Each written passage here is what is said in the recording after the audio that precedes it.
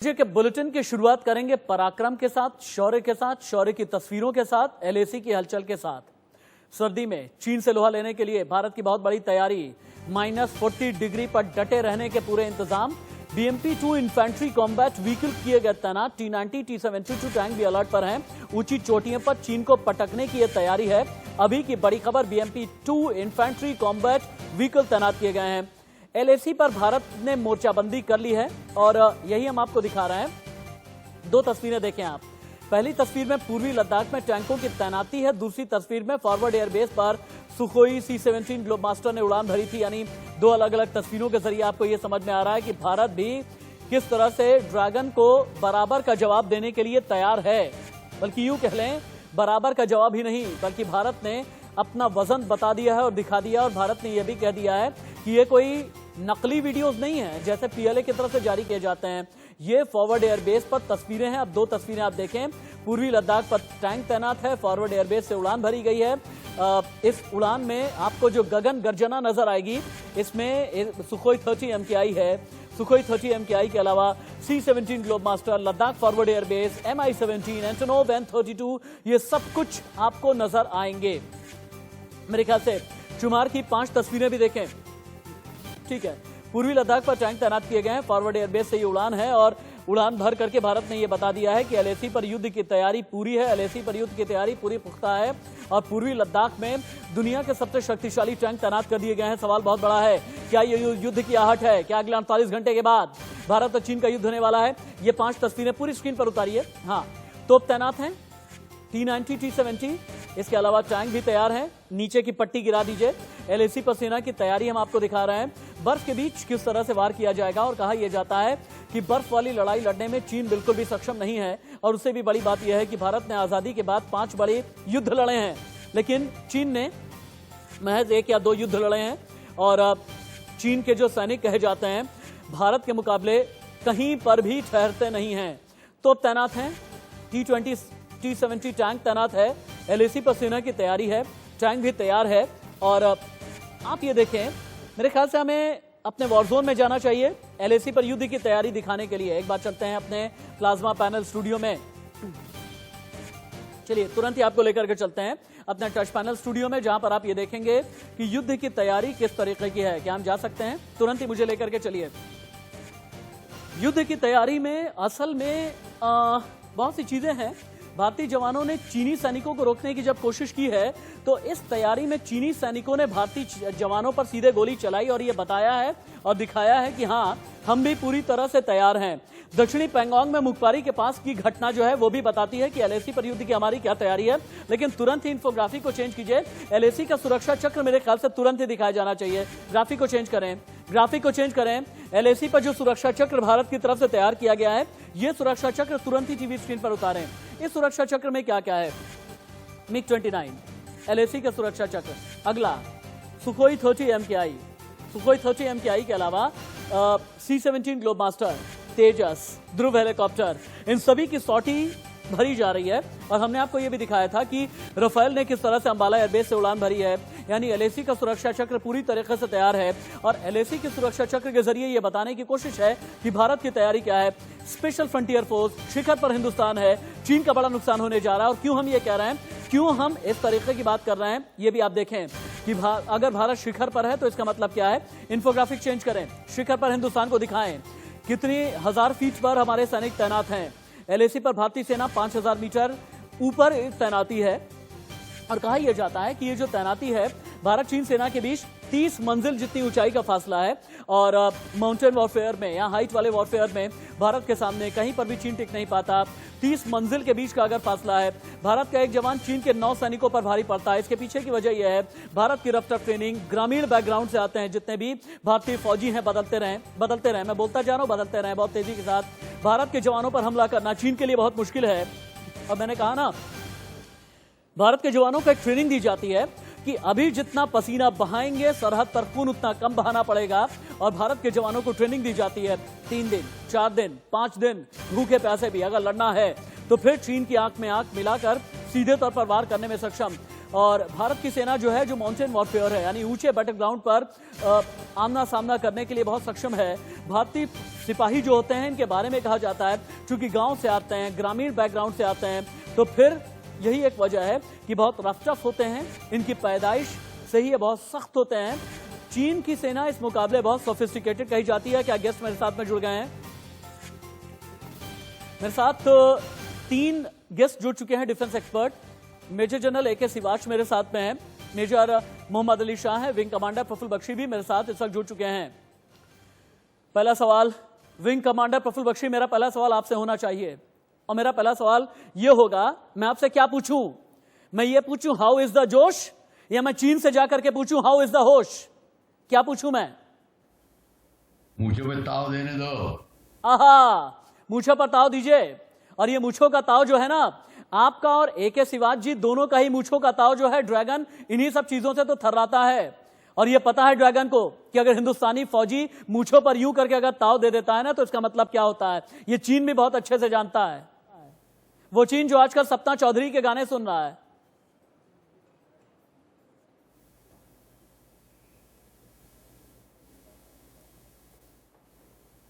Wing commander Praful Bakshi, लड़कियों का role मिलना चाहिए। अच्छा,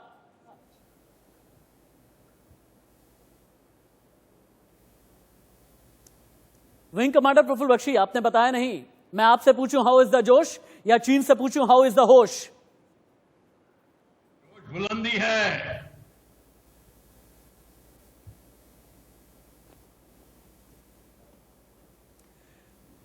मेरे ख्याल से विंग कमांडर प्रफुल्ल बख्शी तक मेरी आवाज नहीं जा पा रही है क्या? आ रही है। अच्छा, आवाज आ रही है ना? अरे बताइए ना, T-90 भी तैनात, T-70 भी तैनात, युद्धक टैंक भी तैनात। आप तो इतने दिन से ये कह रहे हैं कि सीधे तौर पर वार होना चाहिए। आप कह रहे हैं कि युद्ध बहुत जरूरी है। क्या ये माना जाए कि युद्ध की आहट फाइनली मिल चुकी है? देखिए, अब तो बिल्कुल जब सारे फूल खिल गए हैं, खुशबू भी फैल गई है, युद्ध की जो उनको नजर आ रहा है, रंग नजर आ रहा है। ये तो T-72 tanks and armoured personal carriers, ये सारे हैं। वो ऊपर से हवाई जहाज गड़गड़ाहट है। अभी वो तोपों की गड़गड़ाहट से मिश्रण होगा, उसका बात बिल्कुल पूरी हो जाएगी। चीन को पता चल गया है। अब चीन अपनी अगली चालें, वो कैसे मीटिंग्स अरेंज करे मोर, और कैसे वो डिप्लोमेटिक चालें चले, वो सब कुछ करेगा। क्योंकि उससे हमें चिंता नहीं करनी चाहिए। हमको इस समय रूल्स ऑफ एंगेजमेंट बिल्कुल अपने ट्रूप्स के क्लियर कर देने चाहिए। जो हाइट्स पे हम हैं, उनकी हिम्मत कैसे पड़ी हमें कहने की कि अभी हाइट्स खाली कर दीजिए। उनको ये बताना पड़ेगा कि हाइट से नहीं, बाकी भी हाइट जो डेप्सांग में है वो भी लेके रहेंगे। ये आर्मर्ड वॉरफेयर का करेक्ट टेरेन है। आर्मर्ड जो आपकी इन्फेंट्री जो है, आर्मर्ड पर्सनल कैरियर में बैठ के इनका एडवांस। ठीक है, ठीक है। और कोई भी अब पूरा का पूरा सिनारियो बंद गया है। ये ड्रामा होके रहेगा, पर्दा उठने वाला है। मेजर जनरल AK सिवाच का ये माना जाए कि PLA की तरफ से गीदड़ भभकी दी जाती है, नकली वीडियो जारी किए जाते हैं, और भारत ने ये कह दिया है कि अगर असली वाकई में पराक्रम और शौर्य देखना है तो ये तस्वीरें आप देख लो। क्या ये कह दिया गया है? क्या अब ये तैयारी हो गई है कि पेंगोंग तो खाली करा लिया है, गलवान से भी भगा दिया है, अब डेप्सांग से भी भगा करके रहेंगे? क्या ये तैयारी हो गई है? ये कह दिया गया है कि दुर्बुक से लेकर के दौलत बेग ओल्डी तक का पूरा पैच चीन को यहां से दूर करके ही रहेंगे? बिल्कुल बिल्कुल ठीक बोला आपने। देखो, आपको इस तरीके से देखना पड़ेगा। अभी भारत की जो सिचुएशन है पूरे ईस्टर्न लद्दाख में बहुत ज्यादा अच्छी होगी, स्पेशली जब से 29-30 अगस्त के बाद हमने जो स्ट्रेटेजिक हाइट ली है साउथ ऑफ पंगेंगसो में, उससे तो पूरा तख्ता ही बदल गया। सिचुएशन क्या हुई है कि पूरा चशूर मोल्दो जो बाउल है वो भारत के कब्जे में है। और एक प्रकार से जो आपका जैसे पहले चीन जो आया था आपके दासपुर फ्लाई होज से, वो भी बंद हो गया है। और आपने नॉर्थ में भी जो है पेंगेंगसो के एक हाइट पकड़ ली है जो कि फिंगर 4 से ज्यादा ऊंची है। तो एक प्रकार से आप साउथ ऑफ पेंगेंगसो और नॉर्थ ऑफ पेंगेंगसो में इतने भारी हो गए हो। आज चीन जो है रिएक्टिव है, आप एक्टिव हो। आज जो पता है पहाड़ों में जो चोटियां पकड़ता है, जीत उसी की होती है। तो वो हालात होगी भारत की। और भारत अब जो हथियार अभी डिप्लॉय किए हैं, जिस प्रकार से T-90, T-72, BMP-2, उसके बाद L और RM-777, बोफर gun, air defence weapon, तो एक प्रकार से भारत की जो फौज एक बैटल हार्डेंड है, वो सकती है इस इलाकों में। चीन की जो फौज है वो एक प्रकार से चॉकलेट आर्मी की है, कॉन्स्क्रिप्ट आर्मी है, वो इतने हाइटों में लड़ने के काबिल नहीं है। 1979 में लास्ट लड़ाई वियतनाम के साथ लड़ी थी, वहां पर भी मुंह की खानी पड़ी थी। तो अब वो बहुत कमजोर है भारत की फौज के सामने। अगर कल लड़ाई होती है तो भारत का पलड़ा बहुत भारी है, ये चीन को समझना चाहिए। भारत युद्ध नहीं चाहता, मगर भारत युद्ध के लिए तैयार है, और ये बात जब तक चीन को समझ नहीं आएगी तब तक बात। और आप जो बता रहे थे, जो एयरफोर्स में हमारा एज है, वो तो बहुत ही काबिल तारीफ है। जिस प्रकार से सुखोई 30 MKI, मिराज 2000, MiG-29, जगूर, और उसके बाद आजस, और ये अभी अपाचे, और उसके बाद रफेल जो आगे हैं, तो आपकी कॉम्बैट पावर बहुत बढ़ गई है। और इसके कारण जो चीन अभी काफी घबराया हुआ है। और इसके साथ साथ जो नेवी की आपकी पावर है इंडियन ओशन रीजन में, वो भी एक काबिल तारीफ है। जिस प्रकार से आप मलक्का स्टेट को एक प्रकार से आप चोक कर सकते हो लड़ाई होने पर, 70 से 80% चीन का ऑयल वहां से आता है। बहुत अच्छे से ये जानता है, और चीन ये भी जानता है कि मलक्का स्ट्रेट चोक होने वाला है। यही एक वजह है। मेरे ख्याल से ये ग्राफिक हटाना चाहिए, हमें आज की तस्वीरें दिखानी चाहिए। ग्राफिक हटा दें, ये वाला ग्राफिक आप चला सकते हैं, और साथ ही साथ नीचे जो तस्वीरें चल रही है इन्हें चलने दें। मेरे बाईं तरफ का ये जो ग्राफिक चल रहा है इसको चलने दें, और नीचे की तस्वीरें चलने दें। मुझे मेजर मोहम्मद अली शाह के पास में जाना है। Hi major, a very good afternoon to you major. Major, चूंकि आप एक एक्टर भी हैं, एक बार मैं चाहूंगा कि जो बोले सो निहाल हो, और आपने सिख का भी किरदार जबरदस्त तरीके का अदा किया है सिल्वर स्क्रीन पर। उसके बाद मैं आगे बढ़ता हूं, क्योंकि this is going to be a war cry, this is going to be a war cry. एक बार हो जाए मेजर, फिर उसके बाद आगे बढ़ेंगे। बिल्कुल। देखिए, अभी ऐसा है ना कि चाइना के एक रिटायर्ड लेफ्टिनेंट जनरल हैं, वांग होंगक्वांग, उन्होंने ली जियान, उनकी एक जर्नल में लिखा है कि हिंदुस्तान को केवल 50,000 सैनिक फौजी चाहिए लाइन ऑफ एक्चुअल कंट्रोल को गार्ड करने के लिए, लेकिन हिंदुस्तान ने वहां पे तादाद बढ़ा दी है, और 1 लाख से ऊपर सैनिक, हिंदुस्तानी सैनिक वहां पे आ गए हैं। और जो कि सही बात है, मगर वो 1962 में क्या हुआ, हिंदुस्तान उम्मीद नहीं कर रही थी कि चाइना हम पे मेजर एक बात दिल से हो जाए ना, जो बोले सोनिहाल, एक बात दिल से हो जाए मेजर, तो बोले सोनिहाल। क्या बात है, क्या बात है। और इस वॉर क्राई में विंग कमांडर प्रफुल्ल बख्शी कहते हैं कि अलग अलग रेजिमेंट की अपनी अपनी वॉर क्राई है। Punjab regiment, Sikh light infantry, brigade of guard, Jat regiment, mechanised infantry, parachute regiment, Sikh regiment, Rajput regiment, Dogra regiment, Rajputana rifles. क्या वक्त आ गया है इन सभी की वॉर क्राई का? देखिए, ये सारी की सारी घाटी वॉर क्राई से गूंजेगी, जैसे महाभारत से पहले शंखों की नाद गूंजती थी। अब ये आप देखना, चाहे जो बोले सो निहाल होगा, चाहे वीर शिवाजी की बात होगी, जो भी होगा, जय हनुमान, सारे के सारे जो वॉर क्राइज हैं, मां काली का वॉर क्राइज, सारे के सारे होंगे। ये पूरी की पूरी घाटी गूंजेगी और आप करने लग जाएगी। इतनी जबरदस्त वाइब्रेशन होगी यहां पर लड़ाई की। चीन को इस बात से अब प्रॉब्लम आएगी, अब जो जिस तरीके से है। और मैं तो ये कह रहा हूं कि मेरे को उन पे दया आ रही है कि इस तरह हमारी फौज को अगर आपने खुला छोड़ दिया, एकदम ठीक कर देंगे before the tanks reach there. ये सारी प्रॉब्लम खड़ी हुई है। ठीक है, आप कह रहे हैं। मेजर जनरल ए के सिवाच, अगर फौज को हिंदुस्तान के खुला छोड़ दिया गया तो फौज का ये तो बता देगी ना कि 1962 का हिंदुस्तान नहीं है, 2020 का हिंदुस्तान है। घुस करके मारेगा भी, तुम्हें तबाह भी करेगा। विस्तारवादी नीतियों के साथ जितनी जमीन तुमने कब्जाई है, ये जमीन भी हम वापस लेकर के रहेंगे, हलक में घुस करके मारेंगे। हमारे पास में T-90 है, T-70 है, हमारे पास में राफेल है, हमारे पास में मिग है, हमारे पास में मिराज है। हम अत्याधुनिक सुविधाओं से लैस हैं, अत्याधुनिक हथियारों से लैस हैं, और हमारे शौर्य, हमारे बल के आगे कहीं पर भी टिक नहीं पाओगे। बिल्कुल ठीक बोला आपने। और देखो, एक सच्चाई है कि भारत आज पूरी तरह तैयार है, और भारत जो आप बता रहे हैं कि हमारा जो एक्साई चीन का इलाका जो चीन ने लिया है, वो भी आने वाले समय में हम वापस लेके मानेंगे। और लगता है कहीं ना कहीं चीन को इसकी घबराहट है, और इसीलिए जो देपसंग का इलाका है, अगर आप सोचें, देखो वहां मैं चीफ ऑफ स्टाफ रह चुका हूं, जमीन को समझता हूं, तो इसलिए कहीं ना कहीं डर चीन को लगा हुआ है। जब से हमने दौलत बेग ओल्डी और सब सेक्टर नॉर्थ में अपना जमावड़ा बना लिया है, T-90 गन्स आ गई हैं और उसके बाद बफर्स आ गई हैं।